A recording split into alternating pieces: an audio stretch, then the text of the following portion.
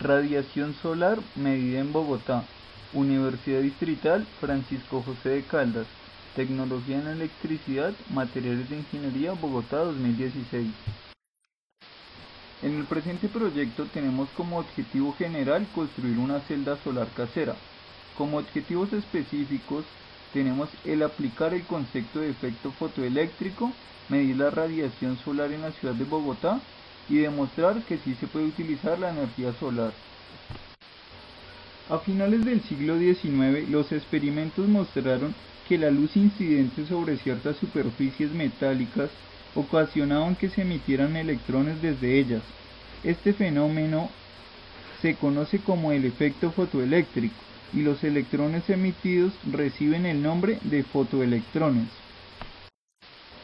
A continuación tenemos un diagrama que muestra el efecto fotoeléctrico. Cuando la luz golpea directamente en la placa E, el emisor, se emiten fotoelectrones desde esta placa. Los electrones que se mueven desde la placa E hacia la placa C, el colector, constituyen una corriente eléctrica en el circuito.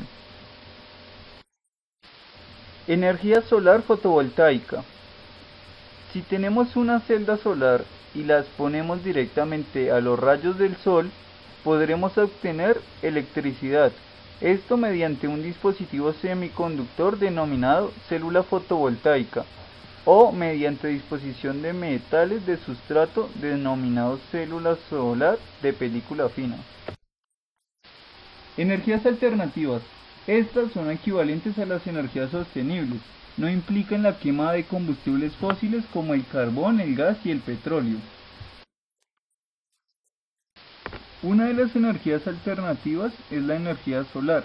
Esta se obtiene haciendo incidir los rayos del sol directamente en una placa solar para generar electricidad. Nuestro país posee buenas condiciones en la totalidad de su territorio. Podríamos aprovechar esta clase de energía para generar electricidad. Para elaborar el proyecto necesitaremos los siguientes materiales: una tapa de una caja de cartón, papel aluminio, alambre de cobre muy fino, vinilo de cualquier color, viruta de acero fina, pegante, cinta aislante, cartón, 2 trozos de cable, cepillo de dientes, crema dental, sulfato de cobre, solución salina y jugo de limón. Haciendo uso de los materiales y el conocimiento teórico anteriormente estudiado, procedemos a realizar la celda solar.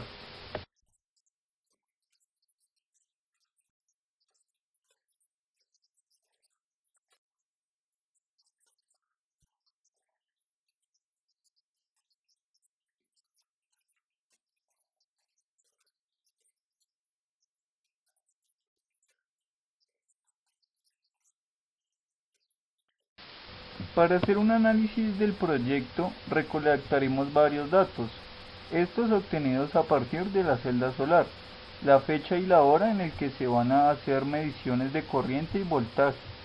Posteriormente a esta, calcularemos la potencia.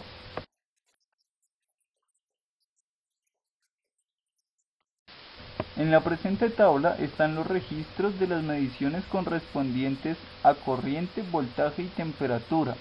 Estas, además, tienen la fecha y la hora en la que fueron realizados. Posteriormente a esto, hicimos el cálculo de potencia, obtenida de multiplicar la corriente por el voltaje. En el presente gráfico podemos ver la relación que existe entre voltaje y corriente. Estas graficadas en función de la hora en el que el dato fue obtenido. Para este gráfico que muestra la potencia en función del tiempo podemos ver que tiene varios picos.